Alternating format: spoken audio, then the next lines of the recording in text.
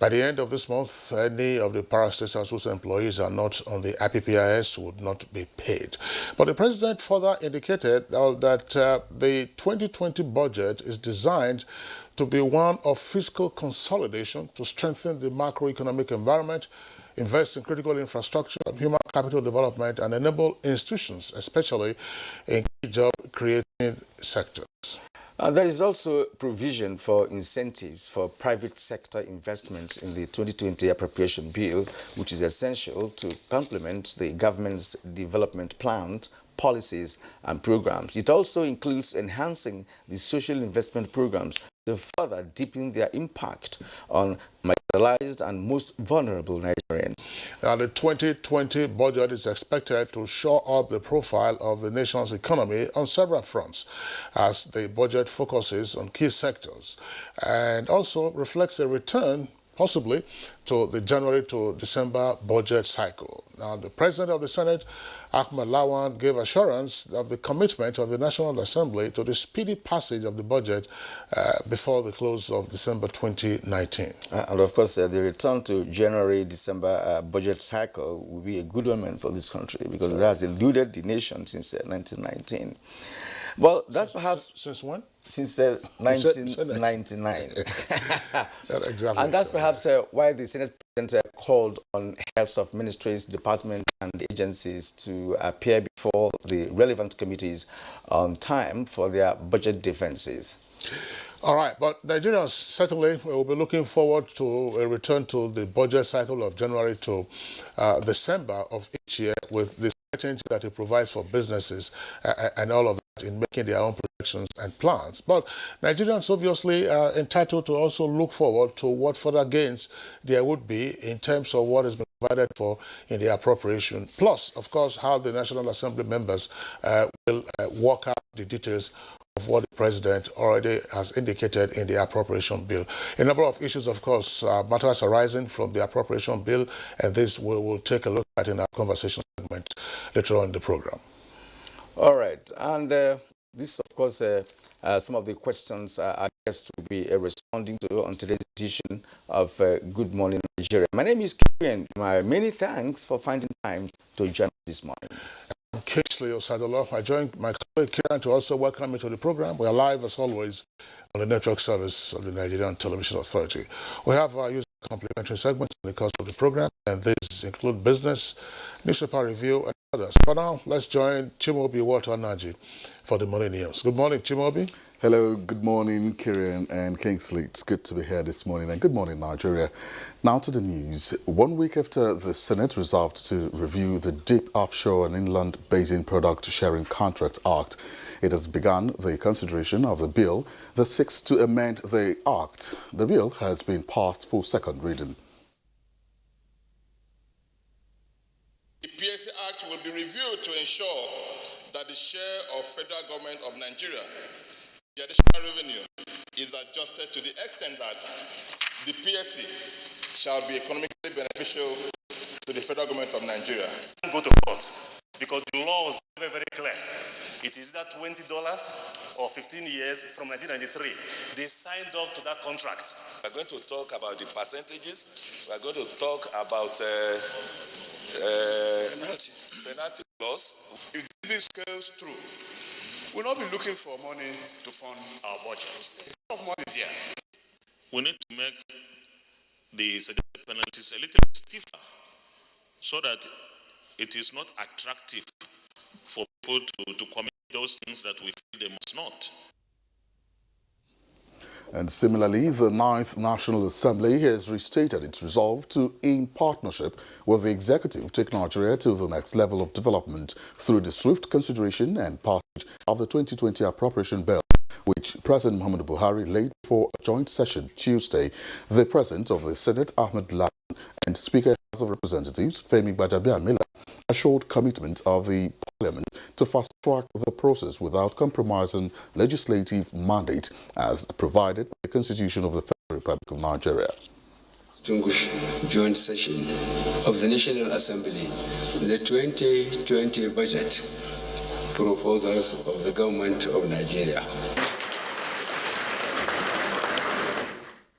National Assembly has shown capacity, commitment, and willingness to treat legislative matters that impact on the lives of our citizens with dispatch and every sense of urgency. This was clearly demonstrated last week when we received, processed, and passed the Mr. President on the 2020-2022 million-term expenditure framework and fiscal strategy FSP. What are our priorities?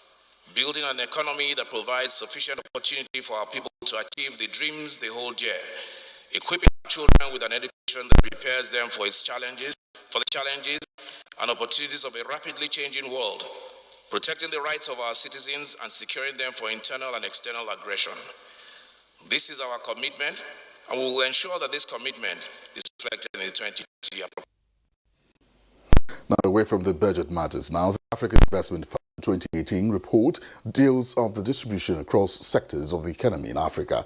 And Vice President Yemi Osinbajo says having good infrastructure in place is crucial to the growth of the economy and the nation, emphasizing that the Nigerian government is determined to invest in these and the people. This was at the 9th Nordic Africa Business Summit in Oslo, Norway. Hope is that the implementation of the African Continental Free Trade Area, as well as initiatives within the different regional economic communities, will contribute to streamlining the rules, increasing the predictability, and consistent regulations to foster good governance. Nigerians definitely feel that they could do a lot more. And I think that what is happening today is a lot of those challenges are been turned into opportunity in significant ways. And when you look at it, I mean, if today, I mean, if you look at the sheer size of the country, it offers a huge market. And back home in Nigeria, Information Culture Minister Lai Mohammed has restated the federal government's determination to provide the necessary incentives that will make the creative industry a key player in the national development growth. The minister stated this on the sidelines of the just concluded 25th Nigerian Economic Summit in Abuja. And therefore, there is a need for this private-public dialogue. This will lead to policy formulation. From there, it will lead to legislation, and then all the parties will be quite clear. And I think we are going to work with the NESG and all the other, stakeholders. Now, the federal government says it will partner global accounting bodies to improve probity in the management of public finance and expansion of the nation's revenue base.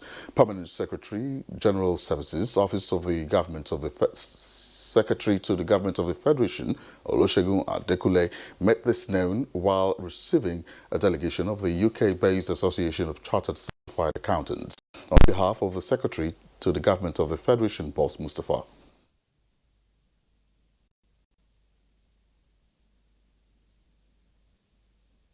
The management system than it was in about 10 years ago. We'll share with you, and we'll see areas that your body can intervene in the development of our systems in Nigeria. What we're looking at is ways that you can change finance systems to get better results, more efficient and effective use of taxpayers' money. In Nigeria, the drive for public service reform would welcome such change as well. Now, with Nigeria entering the second cycle membership of the Open Government Partnership, the Chief Executive Officer of the initiative, Sanjay Pradhan, says the country stands to benefit not only domestically but equally internationally if the second National Action Plan is implemented credibly.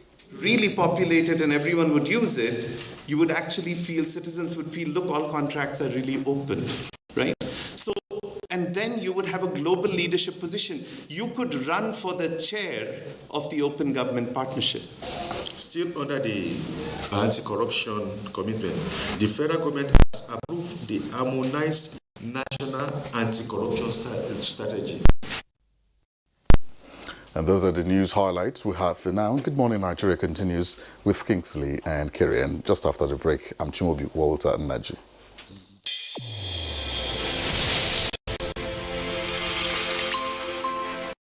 edition of TV Guide is out, exclusively taking a look at the traditional television and new media. Are they comparable or complementary? Media industry players give perspective on the trends, progress, challenges, and the way forward.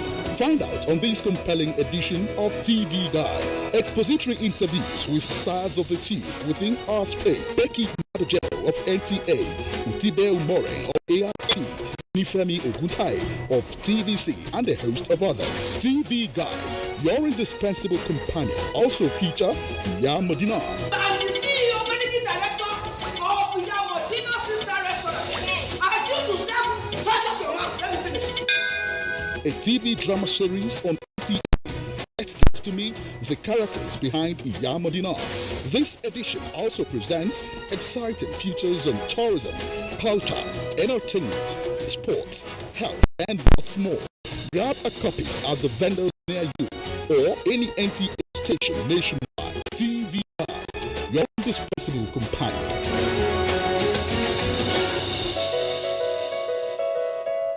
Introducing new Always Cotton Soft. Its unique top sheet is a soft cotton and gentle to your skin, offering you comfortable protection as you go about your day. New Always Cotton Soft, available in long and extra long for 250 naira only.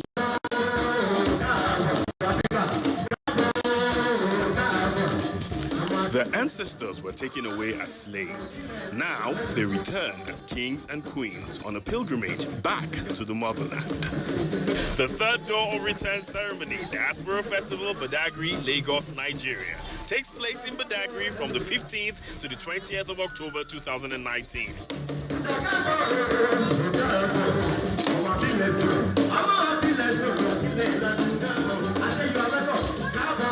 For details of participation and sponsorship, contact the following. Website adore.ng. The African Door of Return Experience. Don't miss it. Brought to you by the African Door of Return Experience Initiative in collaboration with the Nigerians in Diaspora Commission and the African Renaissance Foundation. Chief host, Lagos State Government. Thank you. Thank you, sir. Please, did you hear that? Of course I did. That is Village Elmaster tune. So, Auntie Amebo not gossiping then? Village Elmaster is celebrating 50 years. 50? Already? You mean people have been watching Village Elmaster since 1968? How time flies. I have retired, but not tired. And 50 years now. So because of that, we won't get a big party. New date, now 28th to 29th October 2019. And me, I'm a body invite you now. And my belly just is sweet. Because I don't say all those people they drink my party.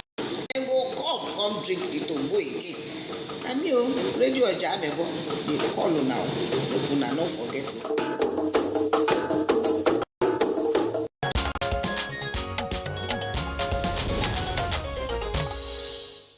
Let's turn to business now. The gains of micro, small and medium enterprises segment are huge, despite the fact that capital required for startup is minimal. Also, closure of Nigeria's land borders is taking a toll on rice exporting countries. Details with Golo Mohammed on Business News. Good morning. Welcome to Business News. A recent report indicates that the closure of Nigeria's land borders aimed at curbing smuggling activities, especially of rice, has taken a toll on rice exporting countries. According to the report, the commodity dipped by about 46% in 1 month in both Thailand and India. Businesses in Benin Republic, a nation of about 11 million people, about 5% of Nigeria's population, will import rice from Thailand and India solely not to consume, but to re-export to Nigeria. When you close borders, and that has happened many times before, you find that the areas where they cry most in the other side, always, whether Cotonou border, whether Niger border, whether Chad border or open border always the ones that cry most. Why is that? It means Nigeria is the one that is being somehow shortchanged. Comptroller General of Nigeria Customs, Hamid Ali, says border closure by the federal government of Nigeria is to strengthen the nation's security and protect its economic interests.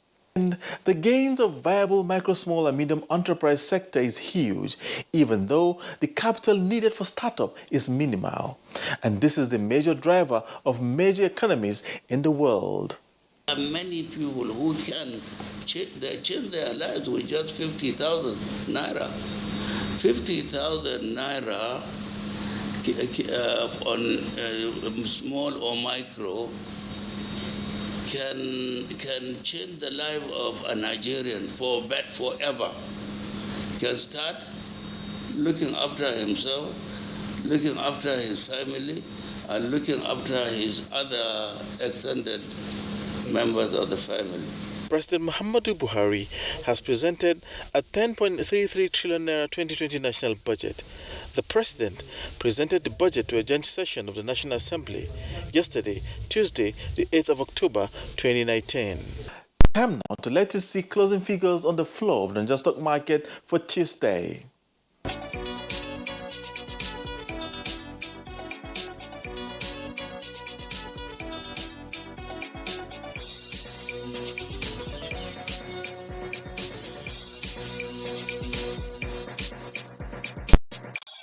Business News at this time. Good Morning Nigeria continues right after now. See you again soon. Thank you, Kola Mohammed, for the business package. Next for us, we'll take a look at the front pages of the papers we have this morning.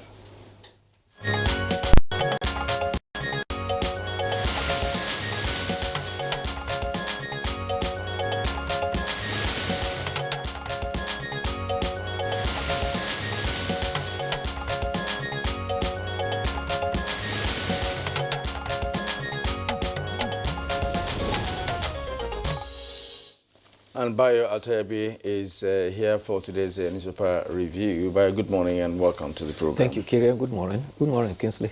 Good morning, Nigeria. Good to see you. Yeah. All right, let's begin with the New Telegraph, Kingsley. I have New Telegraph newspaper here, and above the nameplate of New Telegraph, fuel supply figure, NNPC malls end to secrecy. With a rider, state oil firm, Afremix Bank plan infrastructure financial deal. And just below the nameplate, we have some other stories. Sex scandal, Unilag suspends another lecturer. That's on page 8. Taraba killing, panel indicts army, police officers. It's on page 10.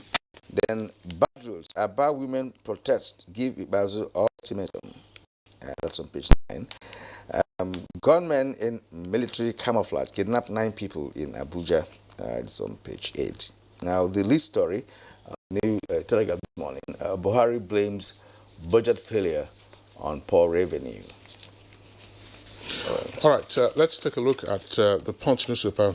The Punch has, of course, lead stories on the appropriation bill that was presented by the president yesterday to the joint session of the National Assembly. National Assembly sets November 28 target for budget passage. With a rider, federal government proposes 10.33 trillion naira as estimates, 2.45 trillion naira to service debts. Details, of course, you'll find inside at pages 2 and 27. And then an earpiece there shows the allocations in tabular form. Recurrent expenditure 4.88, capital projects 2.14. And the details, of course, are also provided. Now, above the nameplate, you have the following headlines. Federal government may revoke Abuja, Ikeja, and 6 discos licenses. That's on page 30. Taraba killings panel wants captain, ASP, and soldiers punished. That's page 9. P&ID, petitioner offers to testify against ex-CJN Begore. That's page 7. And then beside the 2 photographs there on the front page showing the president at the joint session of the National Assembly yesterday, you have the following headlines. Kogi, INEC to deploy 16,139 ad hoc staff. Senate receives Senator Abo's alleged assault probes report. That's page 7. Government abduct civil defense officer and 8 others, demand 10 million naira. Sexual harassment.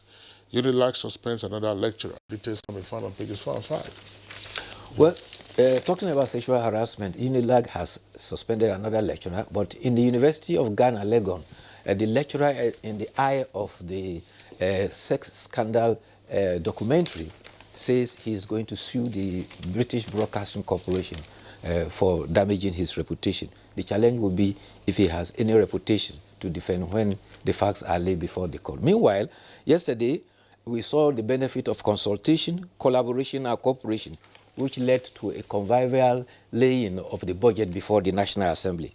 There were no jeers, there were no cheers, there were no booings, and there was no need to remind anybody that the world is watching us.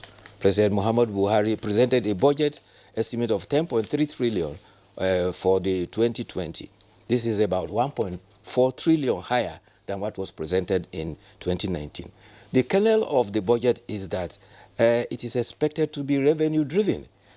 About 8.155 trillion is part of the revenue to be expected, and the breakdown shows that oil is to contribute 2.64 trillion, while non-oil will provide 1.81 trillion.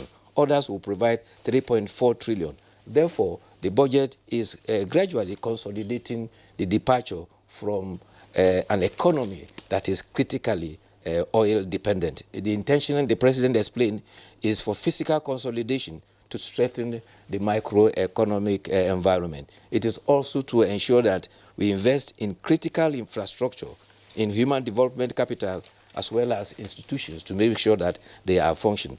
It was all based on the 2020 to 2023 medium-term expenditure frame. Oil price benchmark was put at $57 per barrel. Daily oil output is supposed to be about 2.18 million barrels per day. Exchange rate of naira to dollars is about 305 naira, while the enhanced growth expected within the period is 2.93%. Non-oil output through the acceleration of economic diversification and is the kernel of it, and inflation is expected to be slightly above the single digit. The target has been single digit inflation to ensure that money value is critically enhanced. The components, however, show that the recurrent expenditure was about 4.88 trillion, capital was 2.14 trillion, while statutory transfers, which comprise of allocation to the National Assembly, 125 billion, Judiciary, 110 billion, Northeast Development Fund, 37.83 billion, Basic Healthcare Fund, 44 billion, and Universal Basic Education had 101.79 billion. NNDC also had 80.88 billion. The atmosphere was very friendly. The Senate President assured that work on the appropriation will be accelerated. He even gave deadlines, and he said that budget defense will be completed in October, legislation will be completed in November, and the passage definitely by December. This he called for all to work together to ensure that the nation can turn to the January to December budget cycle. Speaker of the House of Representatives also lent a strong voice. He said the approach of the House of Representatives will be to reflect national values of integrity, of accountability, and the interests of the Nigerian people. He said our democracy is no longer innocent, in the sense that if you look back, we have had 29 years of military rule. If you put it together, we have now had democratic rule for a period of 30 years and 3 months. So that shows that our democracy has evolved from its nascent status, where it should now begin to consolidate. Well, it depends on what you consider, because the military interregnum, had a way of affecting national development because of the different administrative systems, by the two different governments. So that interregnum altered, what have continued, from the Second Republic, in the early 80s. There was no interregnum by now. Well, if you say 59 years of democracy, exactly. But the fact still remains that we should not continue to blame the military for our ailments. Why? Among those who were able to vote during the last election are people who were born 20 years ago. So they don't know anything about the military rule. So all they know is democracy. So we should be able to consolidate our democracy, reduce the friction of unnecessary arguments that retard our development. Yeah. Other stories here, this issue of kidnapping, which I read out in the New Telegraph.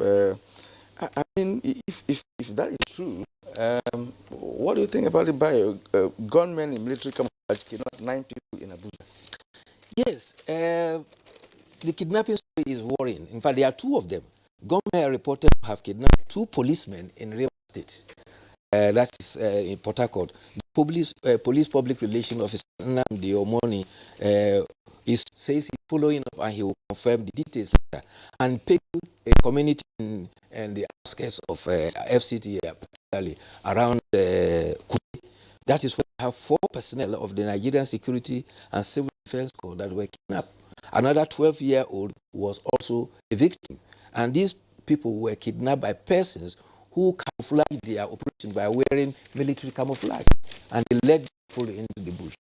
This is raising concern because of recent, apart from one chance instances, you now have kidnapping becoming coming up on the increase. There was one at Asokoro just last month.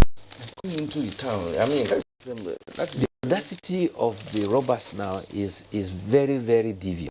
And one of their strategies of recent that has come to the fore is that sometimes they come to your residence in SUV cars, all shaded, and they come and knock at your door and ask you to come out. Some residents have been able to spot this and they refuse to come out. When you come out, they bundle you into their car and they take you away. It's unfortunate, but all right, those stuff happens. Yes. Let's go to the editorial for this morning. No to jungle justice. You just mentioned the one chance, instances that we've had. Now, the recent story of the burning of death of 3 suspected robbers in Abuja has recalled penchant. Victims of jungle justice are mostly persons accused of theft, but there are other offenses like witchcraft, murder, the allegation of missing manhood, and cases of motor accident. This editorial is taken from the Leadership newspaper. Yes, quickly, can I draw attention to this human interest story? There's been some appointment by Governor Muhammadu Badaru of Jigawa State. He has appointed 13 commissioners and 15 special advisors. However, the latest announcement is that the governor has appointed special assistants to each of his 3 wives. He also appointed 51 special assistants, including one for street lights and population control. Okay. Well, I mean, that story was on the social media, and I was just wondering, there's no surprise. Because there is no governor who doesn't have an essay attached to the wife. So if the governor has 1 wife, you have 1 essay. If the governor has 4 wives, you have 4 essays. It's not, and this one is 3 now. So he hasn't gone to the 4th level yet. The concern is that in recent, we are talking about scarce resources, and we are having 51 special advisors, 13 commissioners, and other special assistants. The paraphernalia of government and the resources that is going into it. What is left for development? That has been the system over the years. Even in the previous administrations, we've had that going on. But it does seem that the governors may have the what will I call it, right now or privilege of doing that, without being checked, because these ladies are not officials of government. They are not doing any official function for government. But if you are going to have an essay, for instance, that should not even be public. That essay should not actually be paid from the public purse. There's nothing wrong in you hiring a private person, to do essay for you. But it has become trendy, in government circles. Returning to jungle justice now. Of course, the kernel of the editorial is the three persons, the one chance attempt in Dutse that the angry mob in Dutse burnt up. Now, the editorial is happening on the negativity of jungle justice. And we all cannot but less agree with it that every accused person is presumed innocent until proven guilty by a court of law. When you resort to jungle justice, there are two complete implications. First of all, information from the accused persons, which could help prevent future occurrences, is denied. Secondly, some of the persons targeted could be innocent, and therefore an innocent person could have been killed. However, there is also an aspect of that which one has to be very careful about, in the sense that members of the public tend to say that when the criminals are allegedly taken to law enforcement agent, they are not brought to book, taken to court. You find them sometimes released. There are instances where people have reported persons for one misdemeanor or the other, and the person has come back home to meet the person who reported, okay, I am here, I am back. And it has become a problem. And so the confidence in law enforcement is reducing, but that is no justification for people to take laws into their own hands. We all remember what happened in October 2012. It was the ADO4, the undergraduates that were killed by that kind of mob action.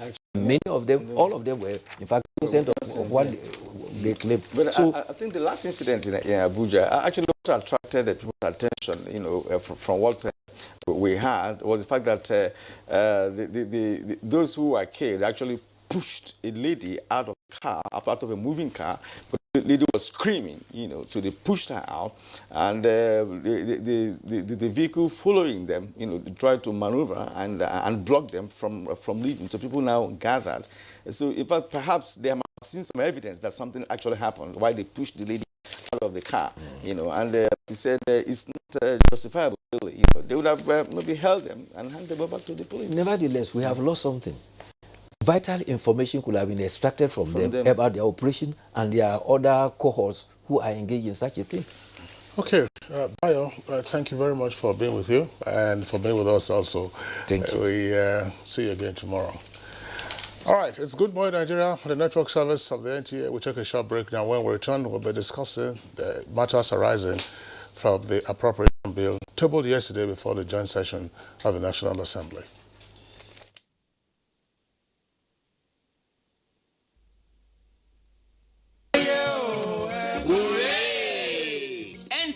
Abeokuta is 40. Come, let's celebrate 40 years of impressive TV broadcasting at the grassroots. On Thursday, 17th October 2019, there'll be a lecture titled Lens in Sound, Television, a tool for social reorientation and good governance.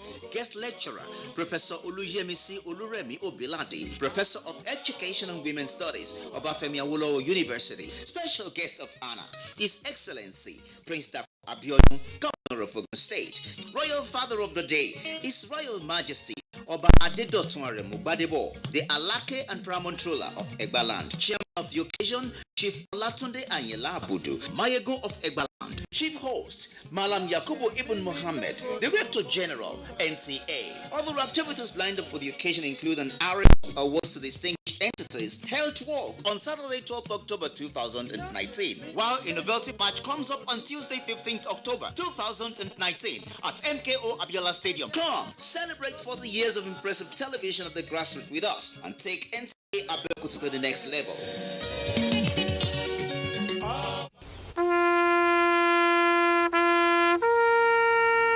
They are there at the crack of dawn. They are there busy preparing while we rise for our day. They are there silently, guarding, waiting, listening, and watching. They are there ready in the sky above and the waters below, in the blistering heat of the day, in the dead of night, willing, indefatigable, determined in the defense of the sovereignty of our country.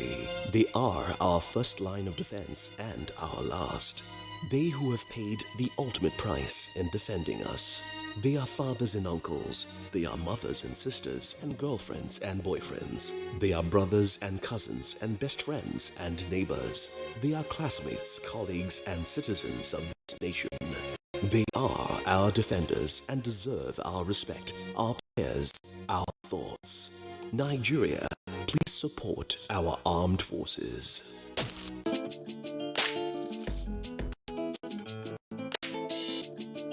The NTA ETV Annual Expo is here again. This time, it's the 13th edition with the theme Promoting Unity and Innovations in Youths as Agents of Change through Science and Art. It's promised to be captivating as youths across the nation showcase their unique skills and innovations in science and arts, make new friends, and showcase their rich cultural heritage. Join us at the NTA Headquarters Arena, Area 11, Abuja from Sunday 20th October to Thursday 24th October 2019. For more information, participation, and sponsorship, please call these numbers.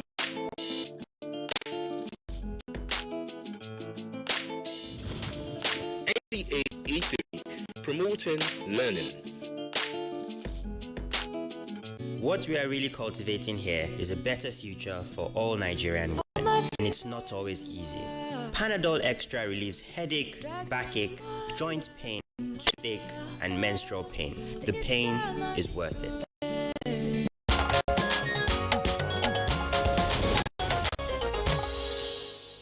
And in case you just joined us, this is Good Morning Nigeria on the network service of the NTA. So thank you for staying with us up to this moment. Today we are discussing the 2020 Appropriation Bill, which was presented to a joint session of the National Assembly yesterday by President Muhammadu Buhari. Now here is a report by State House correspondent Adamu Sambo.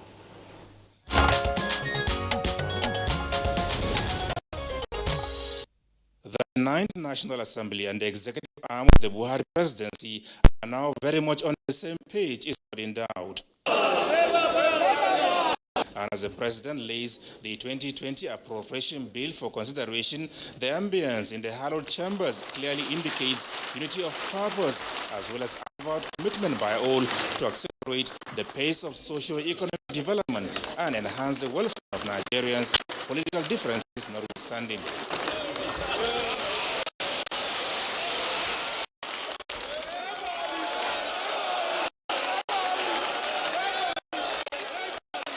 The 10.33 trillion naira budget proposal presented by the Nigerian leader is made up of 2.14 trillion naira capital expenditure, 4.88 trillion naira for recurrent debt service obligation of 2.45 trillion naira, 556.7 billion naira statutory transfers, as well as sinking fund of 296 billion naira.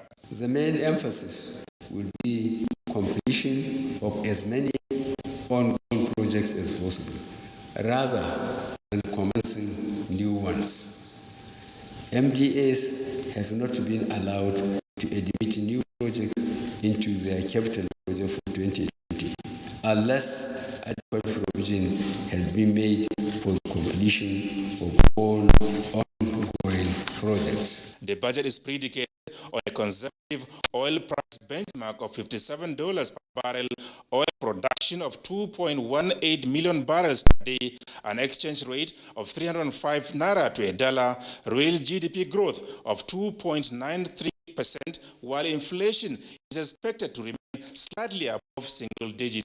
Accompanying the 2020 budget proposal is a finance bill for your kind consideration and passage into law. The draft finance bill proposes an increased VAT rate from 5 to 7.5%. The additional revenues will be used to fund health, education, and infrastructure programs. As the states and local governments are allocated 85% of all VAT revenues, we expect to see greater quality and efficiency in their spending.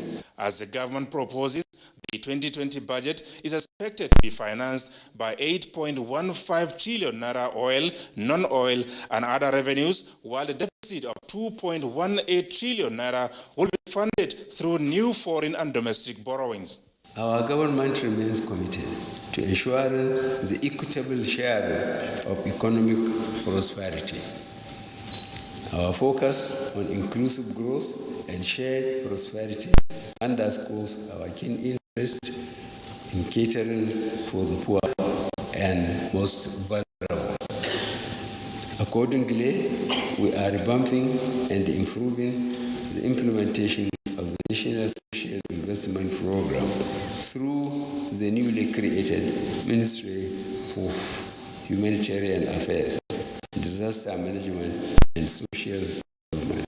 With ministries of Works and Housing, Power and Transportation getting the lion's share of capital allocation, the budget has, amongst other priorities, strengthening macroeconomic environment, enhancing critical infrastructure, accelerating the pace of socio-economic recovery, as well as achieving the objectives of massive job creation and poverty reduction. We need to quickly review the fiscal terms for deep offshore oil fields to reflect the current realities and for more revenue to accrue to the government. We estimate that this effort can generate at least 500 million United States dollars additional revenue for the federal government in 2020 and over $1 billion from 2021. We remain committed to prudently planning for our future economic prosperity. While commending the lawmakers for their renewed sense of cooperation, understanding and support with the executive arm in the task of taking Nigeria to the next level, the president also appreciated Nigerians for renewing his administration's mandate to continue with the Change Nigeria enterprise, which he promised will be delivered. I thank you most sincerely for your patriotic resolve to collaborate with the executive in the short and long term. More details on the 2020 budget will be provided by the Minister of Finance, Budget and National Planning, Zainab Shamsuna Ahmed, in the coming days.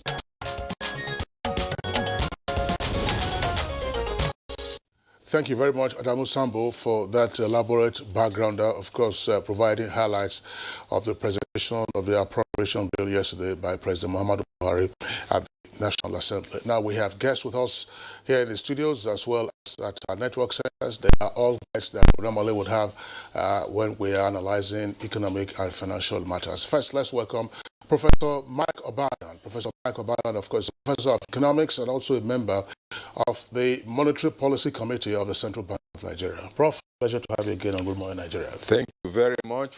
Thank you for having me. Good Morning Nigeria. Also here with us in the studios is Niyi Akinsiju, an economic and investment analyst. Niyi, pleasure to have you with us. My pleasure always. Thank you so much. All right. And also joining our conversation this morning from our Lagos studio is Shaibu Idris. Shaibu Idris is a financial analyst. Good morning and welcome to the program.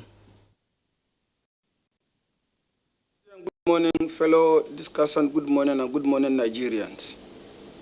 From our Port Harcourt studio, let's welcome Professor Garba Ibrahim Sheikha, a professor of economics at Bayero University, Kano. Welcome to the show. Morning, Nigeria. All right, gentlemen, let's begin the conversation. I mean, we know what the numbers are in terms of the highlights, but overall, what's your take on the 2020 budget that the National Assembly now has before it to consider? Professor Michael Badon.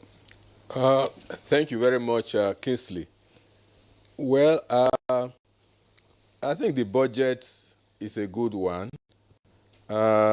taking cognizance of the current economic circumstances. As the President rightly observed, the current situation in the global economy and even in Nigeria is rather challenging. And there are many issues which need to be addressed through public spending. And the budget is tailored towards addressing a good number of the issues that continue to pervade the economy.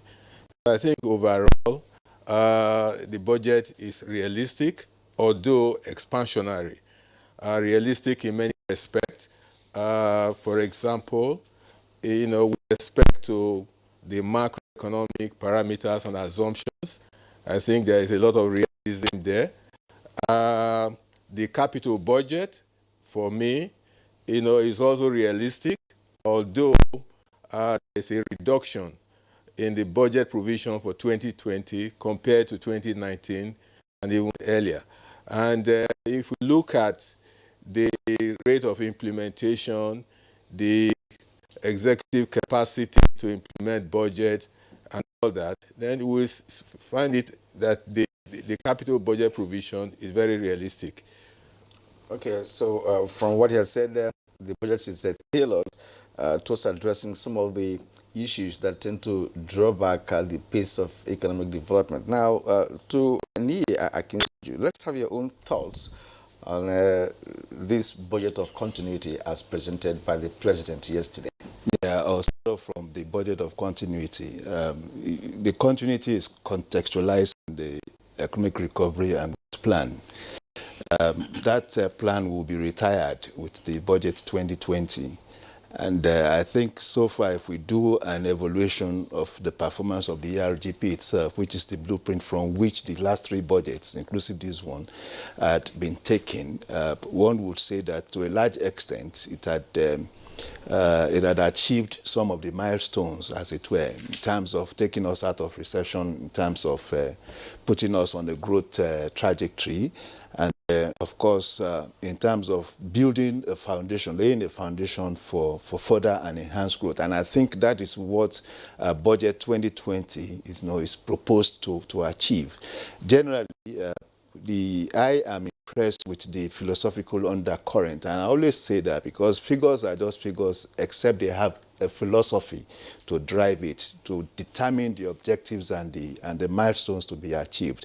And in this case, we are talking of inclusive growth, very important. In the last so many years, especially between 2002 and 2014, we recorded 2013, we recorded impressive growth. But were those growth inclusive? We had as high as 8.something GDP, 8.70% in our GDP in 2010. Well, it was that same year that we started recording huge figures in our unemployment figures, for instance. And in fact, 2 years after, we reached perhaps the highest threshold in the figures of Nigerian poor, when 112 million Nigerians were recorded to be living under $1 a day in 2012. So inclusive growth is important. And I think the president made capital out of this, linking his presentation at the economic summit, Nigerian Economic Summit, to the fact that there's a serious case of inequity and inequality, in Nigeria. So much that you only have just about 5 states, inclusive of the FCT, that can be said to be the custodian of Nigeria's wealth, or that can be said to have cornered Nigeria's wealth. So you are talking of the alienation of 31 states. So you can only multiply the population in those states, to understand the context, of inclusiveness, which is very important. And he also talked about sustainability. Right? Sustainability is important, so that we don't go from this boom and bust cycle. We grow this year. In other months after our growth, we are crashing. So we cannot even determine the course or direction we want to move. And he also talked about creating massive jobs. Jobs is a major challenge for Nigeria. In terms of unemployment figures, in terms of underemployment figures, we are talking close of more than 40%. So it's a major challenge, and it needs to be addressed. Whatever we are doing in terms of policy deployment, it should actually be targeted at creating more jobs, and taking out people out of poverty. Because the more jobs you create, the more people will be taken out of poverty. So I think on the balance, the budget is quite balanced and it's quite focused. It cannot, and we need to say this, put this caveat, the budget cannot attend to every matter that confronts us at a time. Well, of course, this is the federal budget, and not the budget of the nation, as it were. So you have the other tiers of government with their own budgets. Obviously, we'll be seeing in the weeks to come, the various states tabling their own budgets before their respective houses of assembly. Let's go over to our Lagos Network studio. Shuaibu Idris, let's have your comments initially on the appropriation bill tabled yesterday. I will add on a little bit to what the respected colleagues in the Lagos studio have said. I think in general the philosophy behind the budget is excellent. The thought process is good. Budget of consolidation and continuity. If you look at the objectives ranging from expanding the economy, creation of jobs, the social infrastructure or social investment programs, these are excellent ideas. However, in a typical document like the one presented yesterday by Mr. President, generally you're expected to see about 5 or 6 subsections. Number one is a trajectory of what happens in the past, an assessment of the last year's budget, which is 2019, which is the current year. How did we perform? Mr. President did give figures of the performance, recurrent expenditure. We achieved close to about 95% of spending. Meanwhile, capital expenditure was less than 30%. Yet, we had a deficit funding of close to about 70%. Kingsley, if you ask me, as an individual, why will somebody borrow to fund consumption? This is an abnormality. And I think the document should have dwelt a little more on why should we be having such a situation. Number two, the current year's budget. If you remember, early part of this year, when we had this discourse, I did, challenge Pastor Ben Akabuzi, the Director of Budget, on the assumptions on crude oil price and the production. Again, exactly what I thought was likely going to happen was what has happened this year. We are not able to achieve 2.2 million barrels per day, and yet the government is still forecasting that we will achieve 2.18 million barrels a day. Why are we doing this? Are these assumptions just figures being bandied? I think as economics and as financial analysts, we must be careful when we look at assumptions. Number three, Kingsley, if you permit me, is the issue of spending on the capital expenditure. We all thought that Mr. President, when he came in, he said he will run a lean government, a lean budget, and therefore the current expenditure will be going down, capital expenditure will be going up. What have we witnessed now? Capital expenditure has gone down, the current expenditure is going up. Mr. President has increased the number of ministries, he has increased the number of ministers. Is that where we are heading to? And if you look at, the taxation aspect, Mr. President is proposing to increase value-added tax. Do we really actually have a VAT system in Nigeria? We are using sales tax as a value-added tax. And the number of items so excluded will further probably exacerbate the lack of revenue in the system that will be accruing to government. Mr. President didn't explain to us what was the debt level when he came into power and what is the current debt situation. As of today, Kingsley, we have close to about 26 billion US dollars in foreign debt, while local or domestic debt is in the region of 56 billion US dollars. If you ask me, we have achieved, a reserve accretion of about 15 to 20 billion from somewhere around $23 billion in 2015 to where we are today, 42 or $44 billion. Is that good enough, given the of the debt we have, incurred. I think there are a number of areas that we probably need to be careful. I'm not so comfortable with some of the assumptions because the assumptions are not hinged on solid ground. You are talking about restructure of your oil industry without the petroleum industry bill being passed. I mean, so how do you achieve that? I think there are a lot of explanation that either the finance minister or the director general of the budget office need to give to the nation and indeed to us economics. Well, we appreciate that opening comment, and as the president said yesterday, that as we make progress, that the Minister of Budget and Planning will be doing a breakdown of the budget. Perhaps some of the things we wanted explained could come in there. Now, let's go to Professor Garba Ibrahim Sheka, who is in our Port Harcourt studio.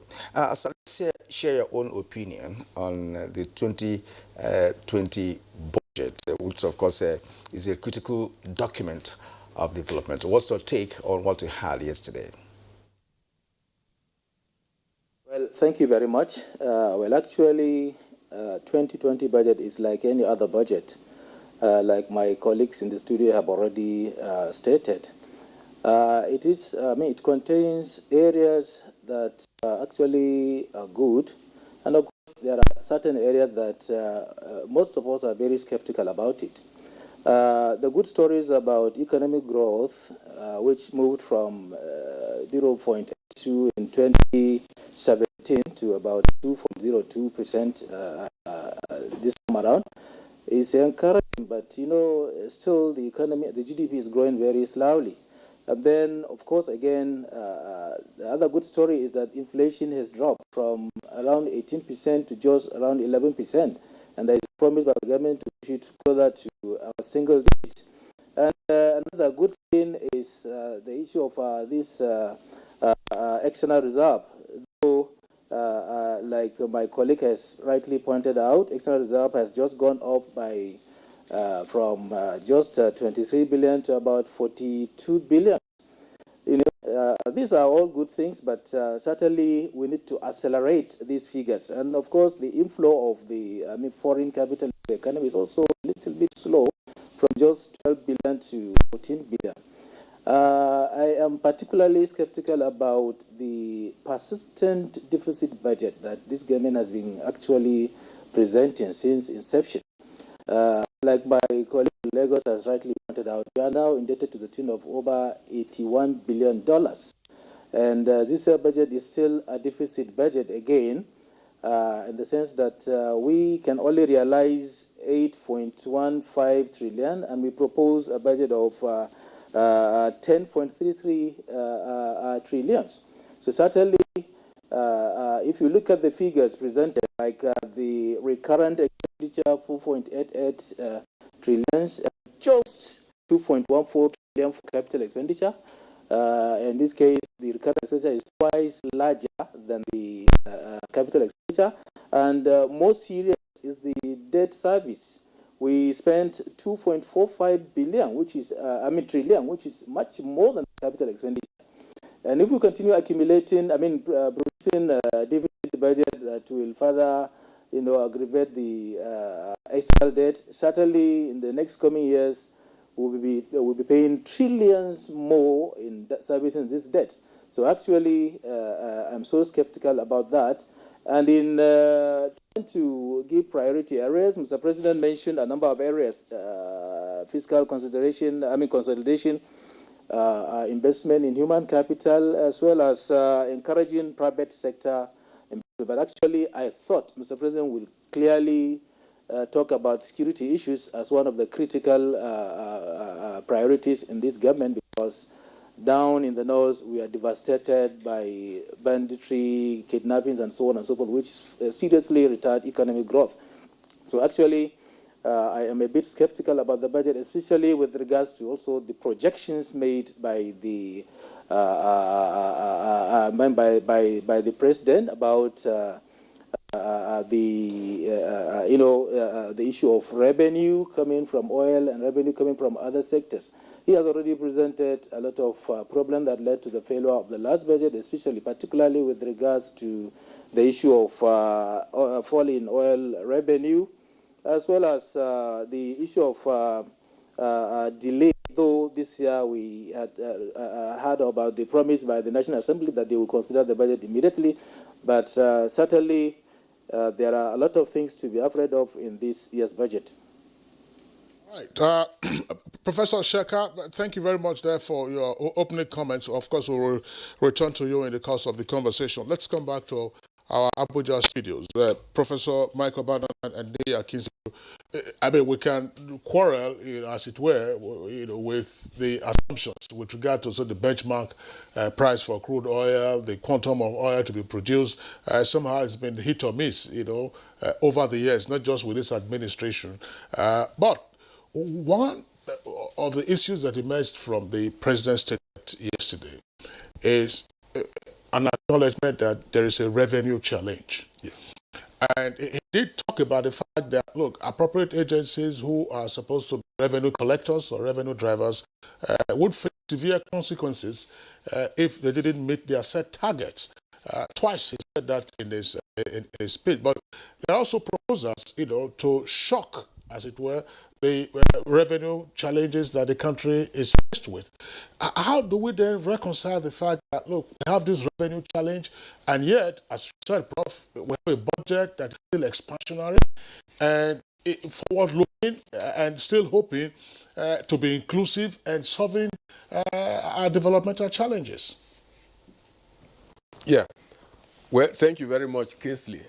The revenue challenge for government is very real and is being a major problem for budget implementation.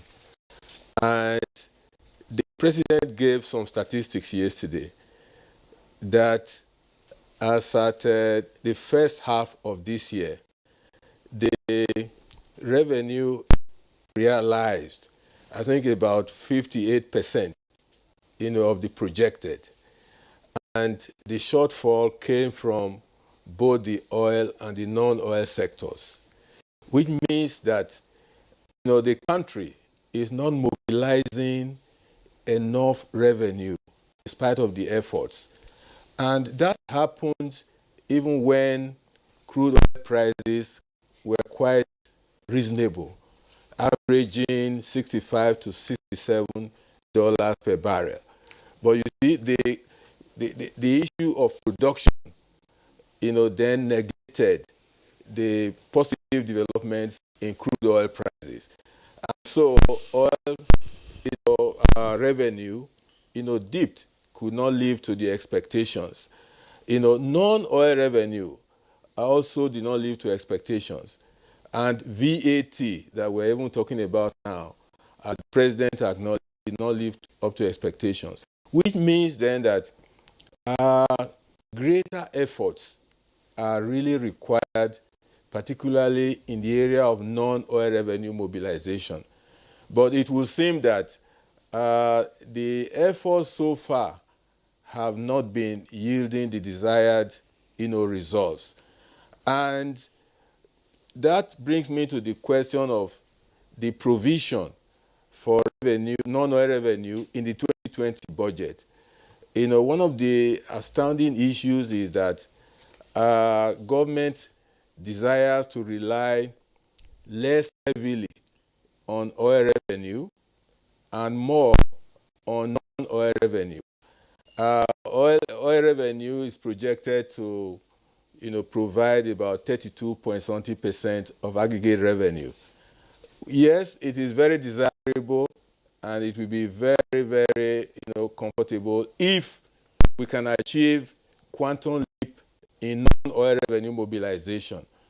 But with the current state of affairs in the country, with the relatively low and fragile economic growth rate, the base for massive non-oil revenue mobilization is still very weak and fragile.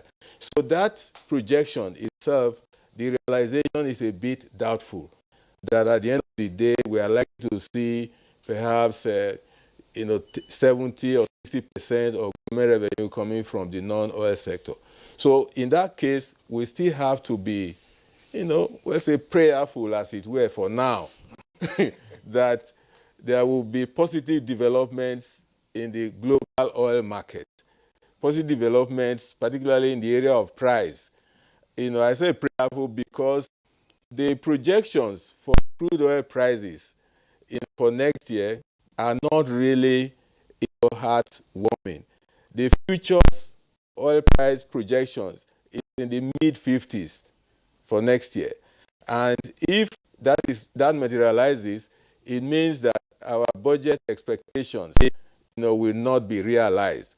But we are hoping that developments in the global economy could be such that the oil price will still be above $60 per barrel. And if it's above $60 per barrel and we are able to maintain production at about maybe 1.9 million barrels per day, or 2 million barrels, but I don't see how that one can materialize because of the constraint from OPEC. OPEC is still maintaining, production limits with a view to shoring up the prices of crude oil in the market. And Nigeria's quota, I think I understand, is around 1.7 or thereabout. And so, the possibility, of getting more revenue, from either the oil sector and the non-oil sector is not so bright. But we are hoping that things could change and that more revenue will be obtained. The implication of any shortfalls in revenue projected will be further accumulation of debt, which will not be good desired for the country. Well, he said we want to be hopeful and as well as prayerful to see how things can turn on our side in terms of positivity required, to be able to raise the funds. As a matter of fact, gentlemen, when it comes to budgeting for a nation, you talk about projections that you have mentioned, and that we expect that there should be some other structures through which government can earn revenue. And that brings us to the issue which, of course, the Senate President deliberated on yesterday, during that presentation, and that has to do with what the President said. And I'm calling to Akin Sijuna. He said that he will be reforwarding to the National Assembly the Deep Offshore and Inland Basin Production Sharing Contract Amendment Bill, which was first sent to the National Assembly during the 8th National Assembly. But of course, that was not deliberated on by that assembly. Now he said he will forward it to the National Assembly. Now, what is the revenue base of that contract bill? Because from what we had in one of the reports, that if that is passed into law, that there is basically going to be an expanded revenue sources, from the oil sector. And I'm also going to add to this, what about the non-oil sector, which of course this administration has told Nigerians over the years that of course the government has done enough to see how non-oil sector can make appreciable, bring appreciable revenue to the cost of government. Yeah, thank you. Taking it from the deep offshore and the river basin oil contracts, I think sometimes in 1991, Nigeria decided to change template from what we call the joint venture partnership to production sharing contracts. And at that time, price of crude oil was very, very low. So the basis for signing that contract was to say we'll take a certain percentage when the price of crude oil is below $20 per barrel. And with the proviso that once the price is above $20 per barrel, we will have to review that law and increase the threshold of commission that will come to sovereign Nigeria. Unfortunately, we decided to marginalize ourselves. The proviso is clear, above $20, review. We have done between 2005 and 2013, we have done an average of $80. In fact, between 2011 and 2013, we were doing an average of $95 per barrel. These were times that we should have reviewed this law, because it means that we would have taken more commission and more taxes from that contract. So if it's late, I mean, it's not late. It's also there'll be a proviso to also look at the backlog, and that's what I think will be part of the issues that will be addressed in the amendments. Backlog of accruable commission that should have come to Nigeria, and that's why the president said we could, even in 2020 alone, raise as much as 500 million from that from the amendment to that contract. So I think it's good, and I am also bullish on the National Assembly amending that. And on the VAT, I think the president has a natural instinct to protect the poor. So whenever an issue comes that may likely impact Nigeria's poor, it goes out on a limb, to protect the interests of the poor.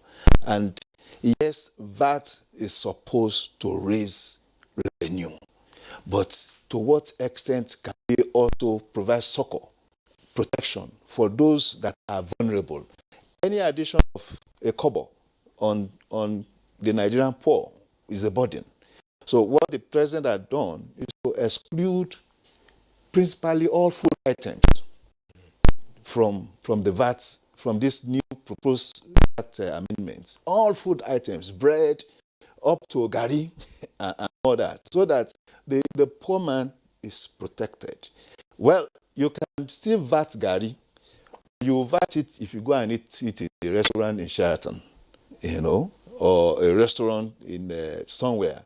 So the poor man is protected to that extent. And well, I as observed by one of the Lagos guests, that is supposed to make money.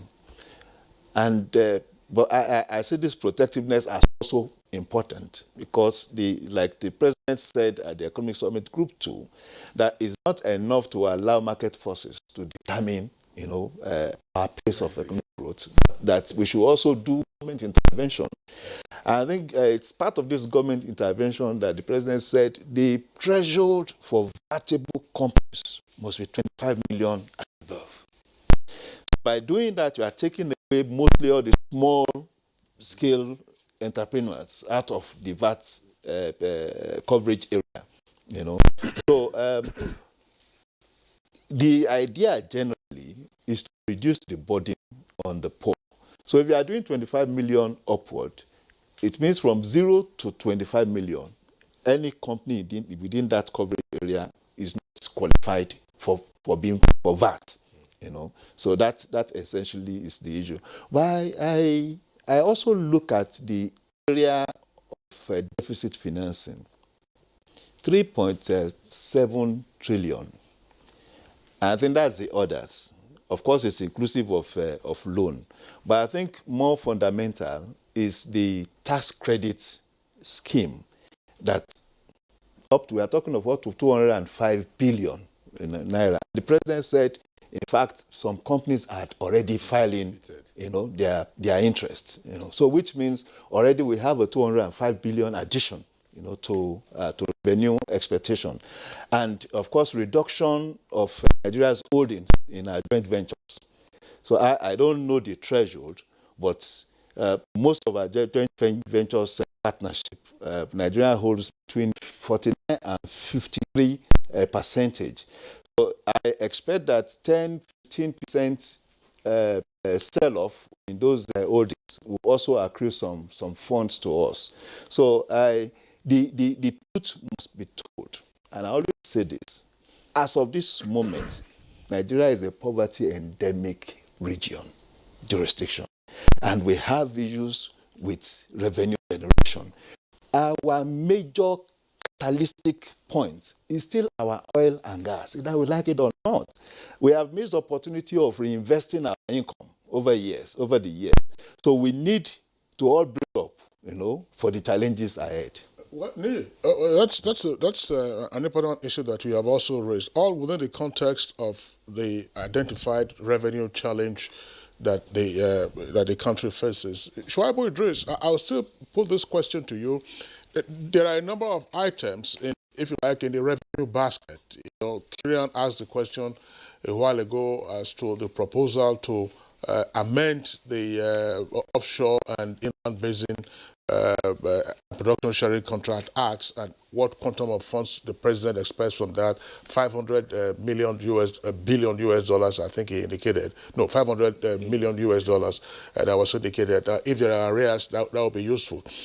Throw into that VAT. You mentioned a while ago that there seems to be some conflation between the old sales tax and VAT. I'm not quite clear what the president indicated by saying that companies below whose turnover is below 25 million naira will be exempted from VAT. Is VAT now corporate income tax or what? I mean, why would it be exempted? It's the company that transacts business. It is on the basis of items that you pick that, of course, you pay VAT.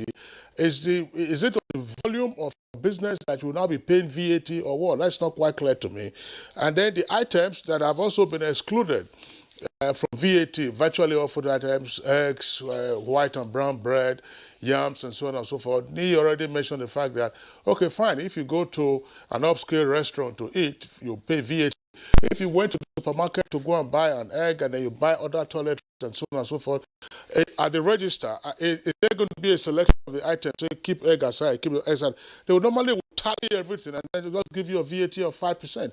Or now 7.5%. Do you foresee some implementation challenges with regard to VAT?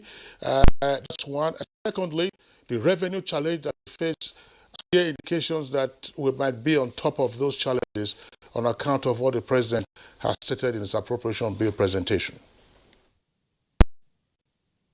Kingsley, God bless you abundantly for that comment and indeed the question.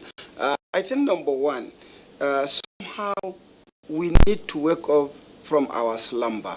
The NESG, the Nigerian Economic Summit Group, yesterday, or before yesterday when the summit opened, did say clearly to Mr. President that time is running out for Nigeria and indeed for himself as President and Commander-in-Chief of the Federal Republic of Nigeria. And what that means is we need some fundamental changes, a bit of a shock therapy.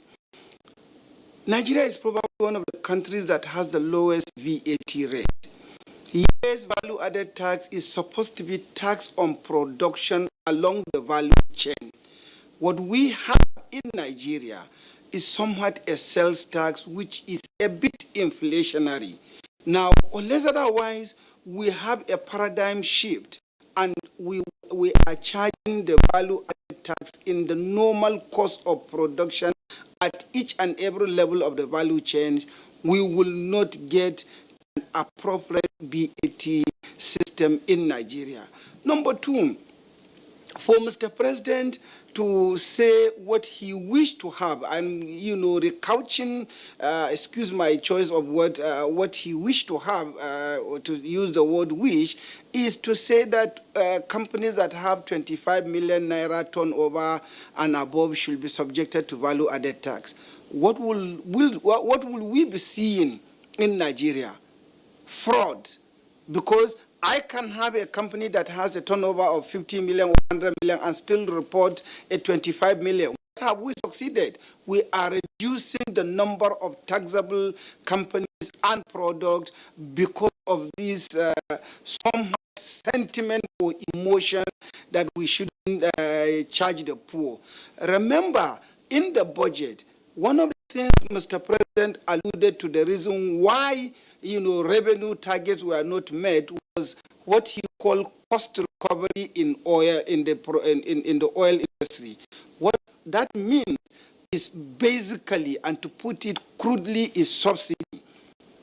We are are still not coming out to remove the subsidy on petroleum products, how do we want to say we will achieve either a balanced budget or we will achieve a budget that will be funding, capital expenditure as much as we possibly can from our revenues as well as from debt servicing, from the debts that we will be getting.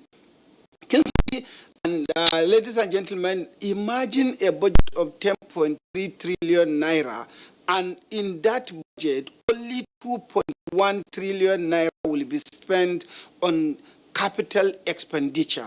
In a developing economy like Nigeria, this is a bit of an abnormality. And I think I have serious issues with some of our planners and some of those preparing this budget. They appear to be talking from the two sides of their mouths. One side you talk some nice issues, and the other part you tend to paint a picture that is, when the facts are there, to call a spade, and we are still hiding. Nigeria today has one of the lowest tax to GDP ratio. Should that be a thing to glorify us? Shouldn't we be concerned? And when you look at, the ERGP, the Economic Recovery and Growth Plan, which is expected to terminate by next year, you take a look at Vision 2020. We need to situate this budget in particular to say, where were we when we started the visioning process of Vision 2020? Where are we today? How much have we achieved? And what do we wish to? And why have we not achieved those that we have not achieved? Oil is a Western asset. United Arab Emirates has had oil. Today, they don't rely on oil. Where are the actions or policies Nigeria needs to espouse and implement so that we will have a zero oil economy in the near future? These are issues that we need to look at. Yes, Mr. President is proposing to send another bill to restructure the oil contract. That has been long overdue. And why are we just talking about this? Why didn't we think about this like Mr. Nia has said 10 years ago, 5 years ago, 7 years ago? Why today?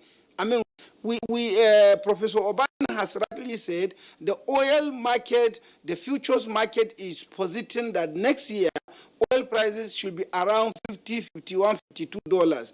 Today, we are hinging our next year's budget at $57. What is the basis of this assumption? Like I said, any part of the year, we couldn't agree that we cannot produce 2.2 million barrels. Our OPEC production quota is 1.7. Why are we budgeting as 2.1? We have issues. Shaibu Idris, thank you indeed. I think our guest in the studio, that he has actually raised the fundamental developmental issues that were ignored over the years. I'm not really just of those who are in power at the moment, because what they have inherited is very huge in terms of structure, in terms of economic approach, in terms of, as a matter of fact, policies in the first instance. So let's return to Professor Sheka. Professor Sheka, you have listened to Shaibu Idris and on this issue of new VAT implementation as Kingsley raised. How can that be implemented based on what the president said with respect to companies that have a total of about 25 million?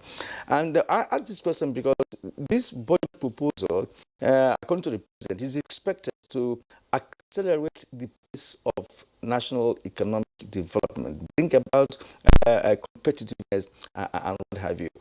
So give us an idea of what you think, in this connection.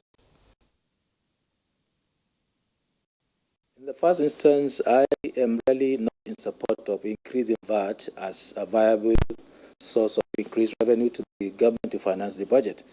Whether we like it or not, we know theoretically an increase in tax rate is always associated with negative multiplier effects of the economy, whether in the short run or in the long run. So increase in VAT may have both micro and macroeconomic effects. In the first instance, if VAT is imposed, or like it is now, 50% of it increase, certainly for those that are vulnerable, those that are of the 25 million naira something capital, but then if that is imposed, if their commodities are price elastic, certainly, price inelastic, certainly the burden will be shifted directly on the consumers. So it is an indirect tax that the burden will be shifted on the consumers. So, well, if that is done, actually it will trigger inflation because certainly consumers will be paying higher prices. And of course, like we all agree, they are vulnerable, mostly common people. And those exclusions are not that adequate to take care of the common people. And then again, if VAT is actually increased, we'll certainly have a situation where we know it will affect our disposable income, and then there is going to be deficiency in demand, and certainly that will affect the growth of the industries, and many of them even fall down because of it. So, essentially speaking, it's not even a question of implementation. How can government look for more tax bases rather than this vulnerable kind of tax that will affect almost everybody? I am not in support of the increase in VAT because of the devastating effect it will have in the economy, and I know if care is not taken, it will even further widens the income inequality among the people within the country. So certainly speaking, I know there is certainly going to be a problem with regards to the implementation because whether it is done properly or not, it will certainly have a negative impact on the economy. Common people will be affected, and I don't anticipate any serious increase in the revenue from that because certainly in the near future, in the short run, government will make a lot of money really. But in the long run, when it has actually deflated the disposable income, there is certainly going to be an effect on the productive sector, and it will even affect the GDP growth that we are so happy to see, growing. All right, but Professor Shekar and other guests, we would like to thank you for your comments in the meantime. Just to add, I don't think we're getting back into the VAT issue again, Kieran, that the federal government's own receipt from the VAT is actually 15%. So the proposed increase from 5 to 7.5% will be a boon to the subnational entities, namely the states and local governments. There are other matters, of course, to deal with when we return from this break.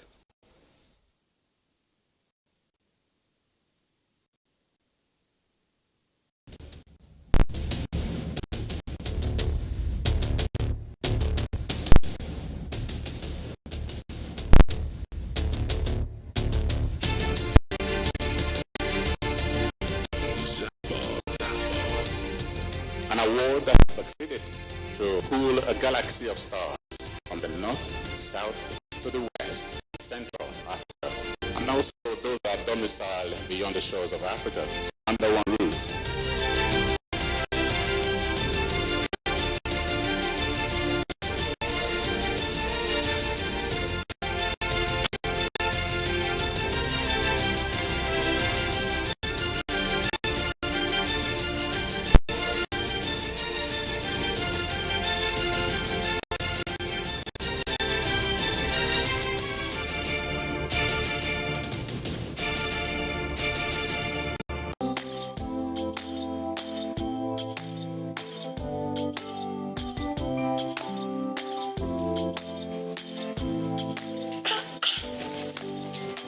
Don't you people sell imported materials here?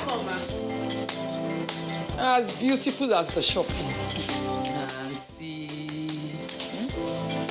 buying foreign goods does not help our economy. Neither does it boost local production. And the good thing is Nigerian-made products are high quality.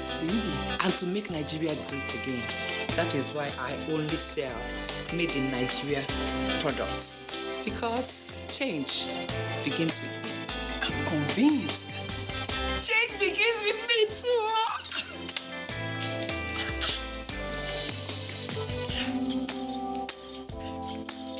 Change begins with me. This message is brought to you by the National Orientation Agency, in conjunction with the Federal Ministry of Information and Culture.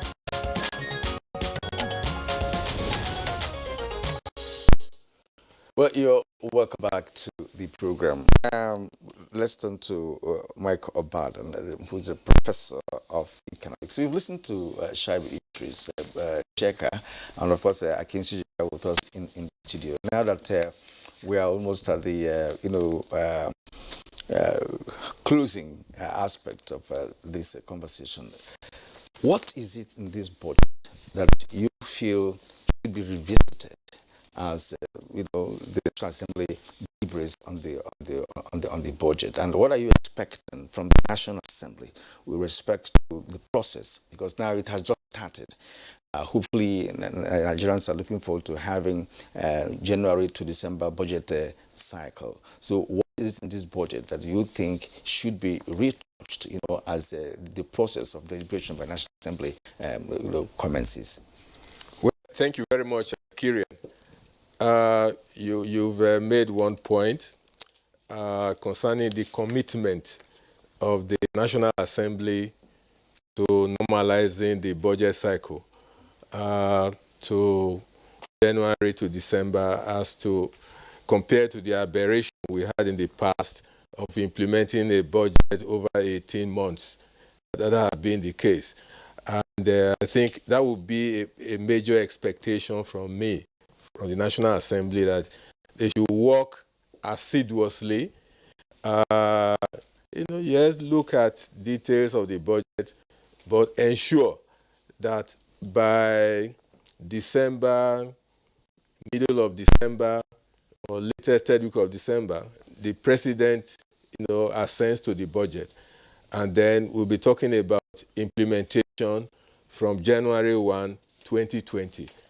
That one will provide scope for proper implementation of the budget over a 12-month period. And you saw the presentation of the president yesterday, that the capital budget for 2019 only attracted releases in the third quarter of this year, and third quarter release of about 294 billion naira, out of a capital budget of 3.18 trillion for 2019. And the president is hopeful that before the end of the year, 600 billion naira will be released, as capital budget.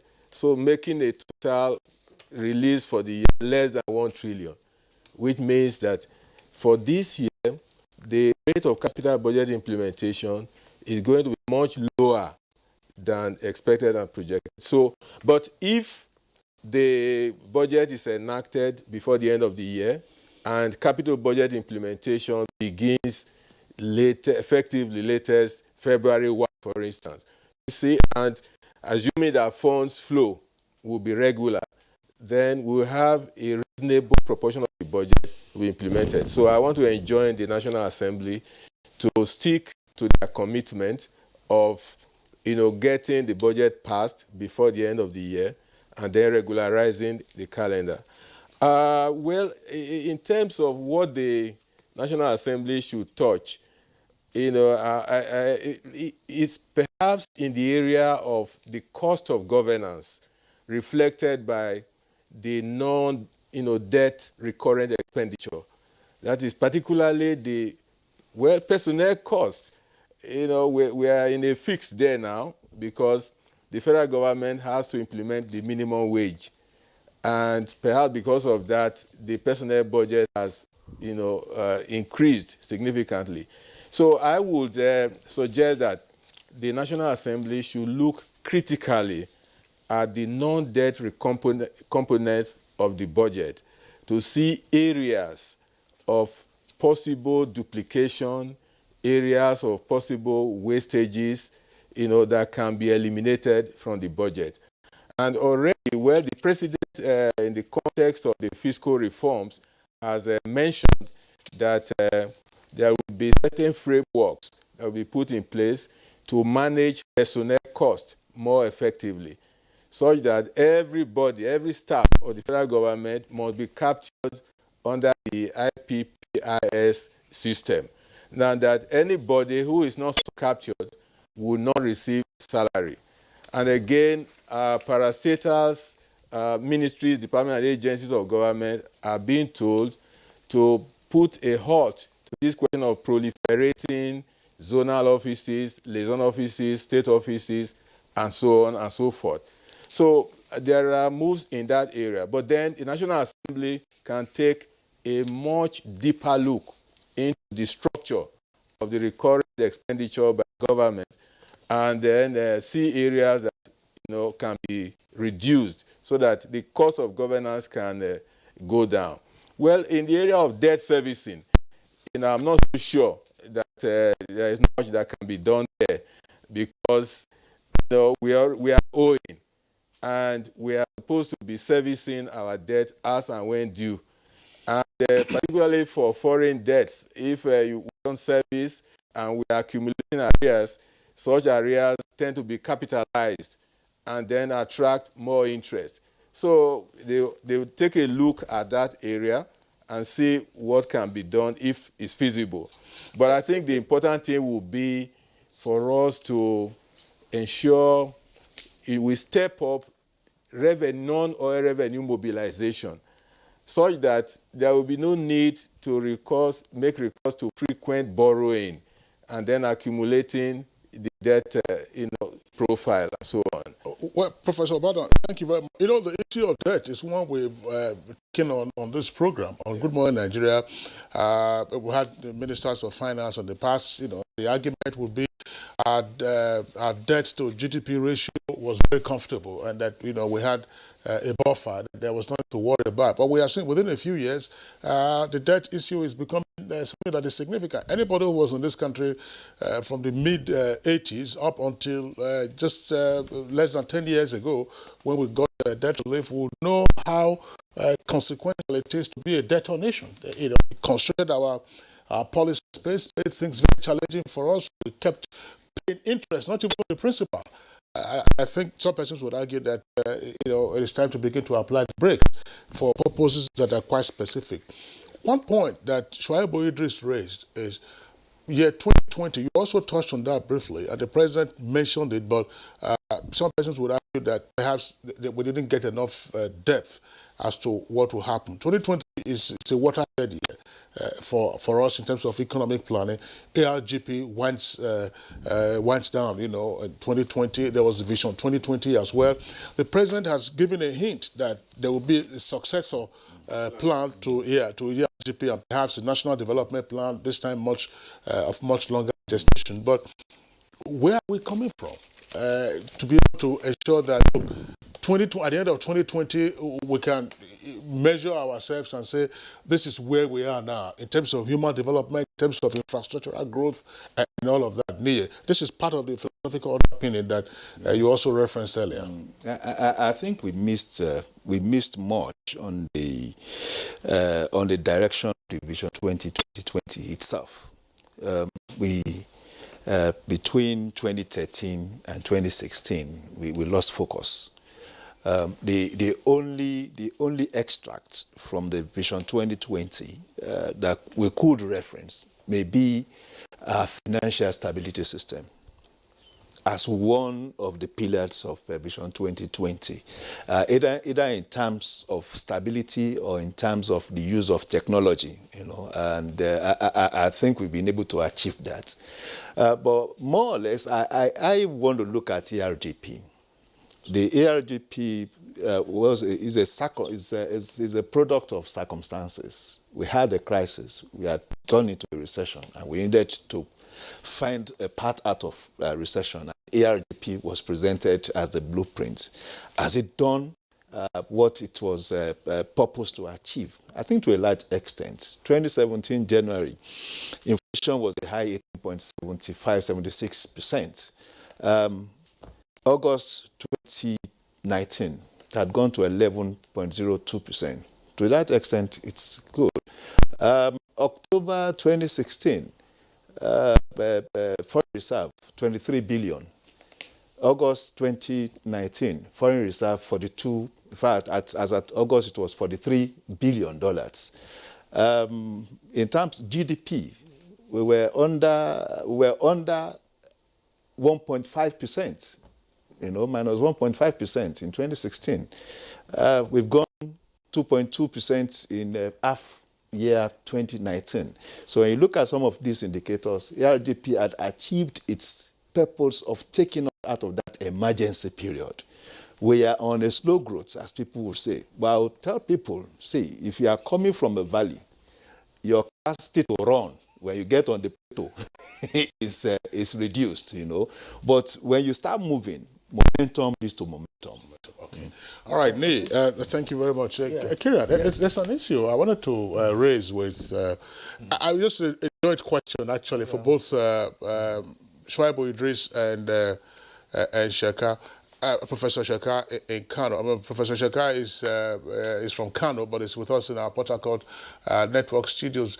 Gentlemen, in terms of trying to catalyze the economy, create jobs, and all of that, I was just wondering. We've been hearing about CBN intervention in a number of sectors, particularly the agri sector. We've also heard a lot of promises with regard to the CTG, that is the cotton, textile, and garment industry. But a question arises. In the period that we've been talking about all of this, and this is for several years now, beginning President Goodluck Jonathan's administration up to now, how many new textile factories have been reopened in Kaduna? How many new textile factories have been reopened in Kano? You're from Kano. How many new textile factories have been reopened in Lagos, where Shuaibu Idris is? And how many new jobs have been created? That's one leg. We're borrowing money. Can we not also borrow money to build new refineries and ensure that there are no leakages arising from importation of refined petroleum products? Gentlemen.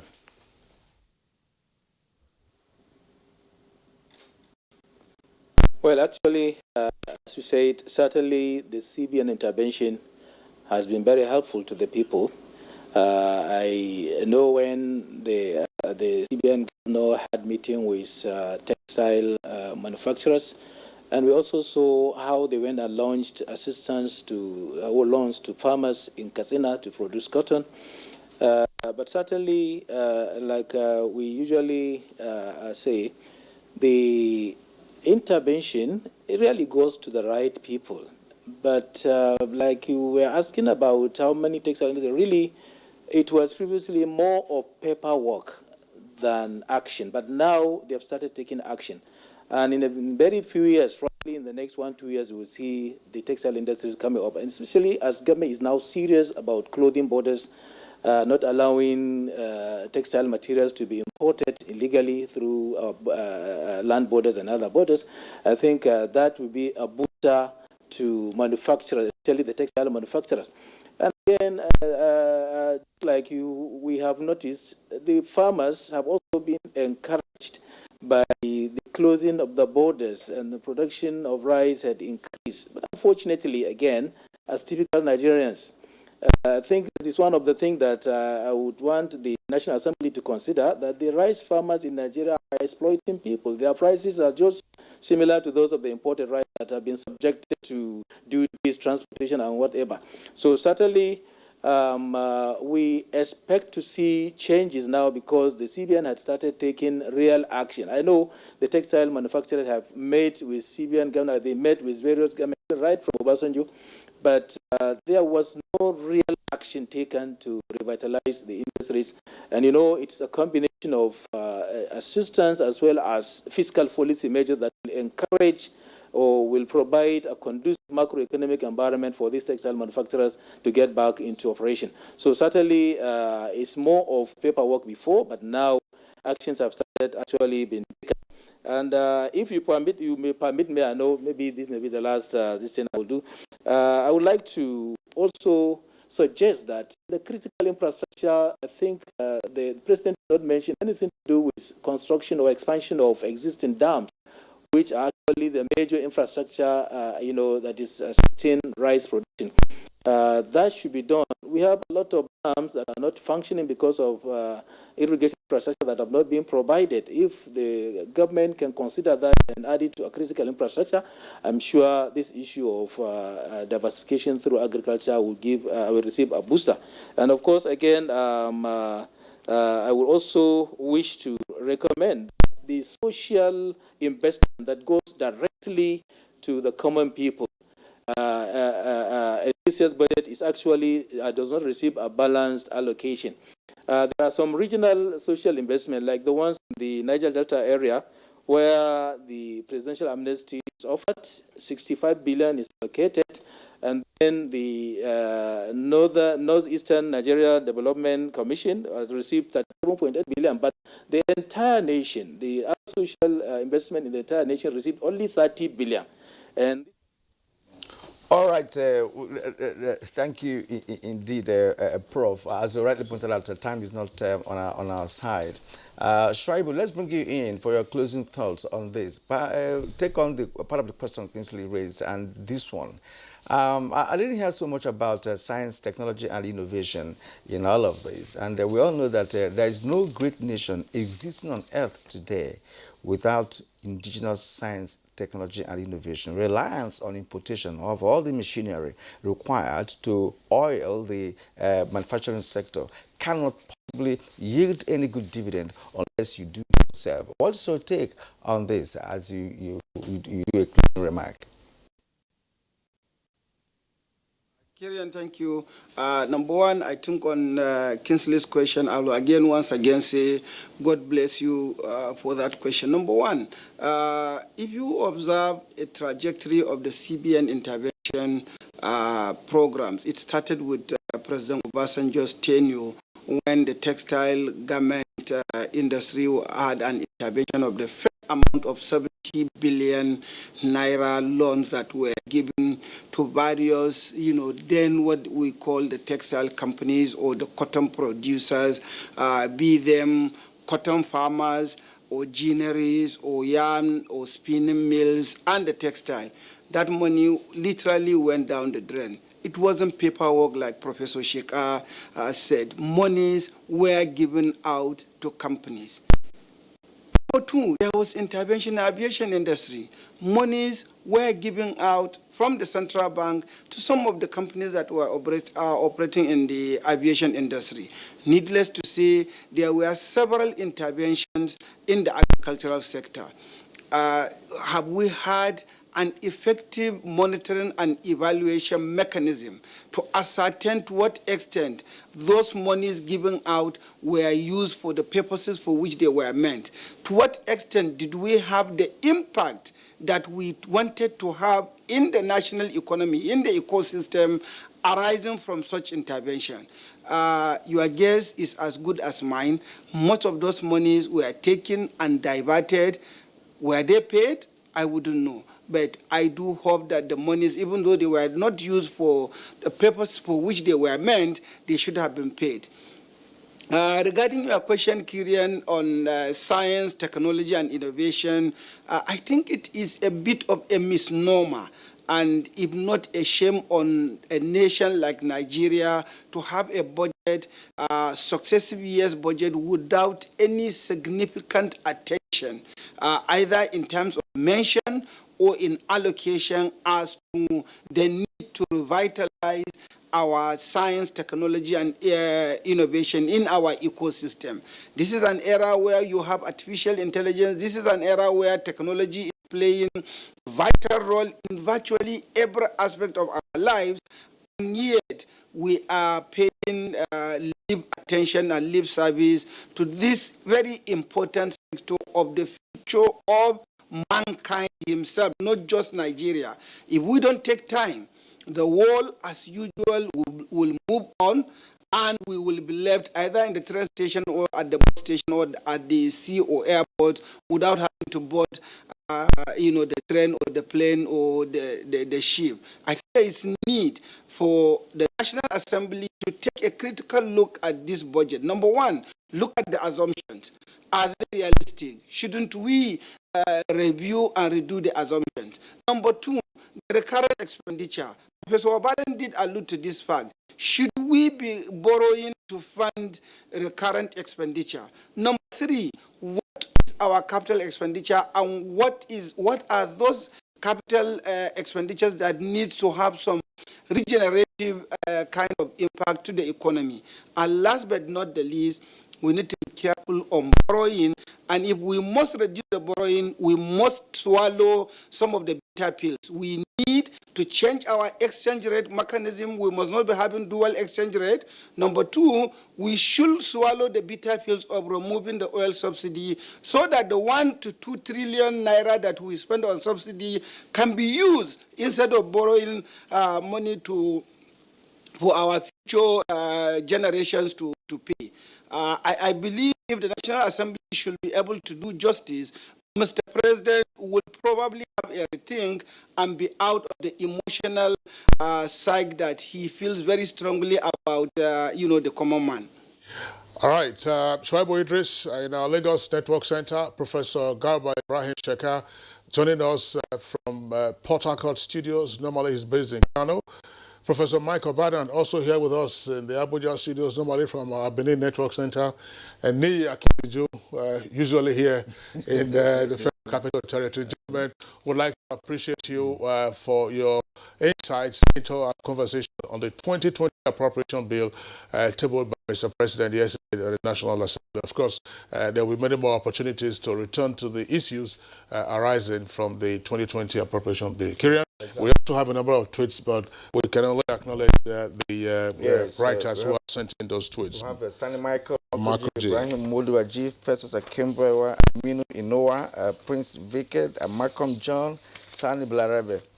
Yes, and the Professor Prince. All right, so we appreciate your tweets, and thank you also for tuning in to Good Morning Nigeria. The program returns same time tomorrow, 7 o'clock in the morning. Enjoy the rest of your day. I'm Kingsley Osano. And I'm Kirian Umayo. Have a great day.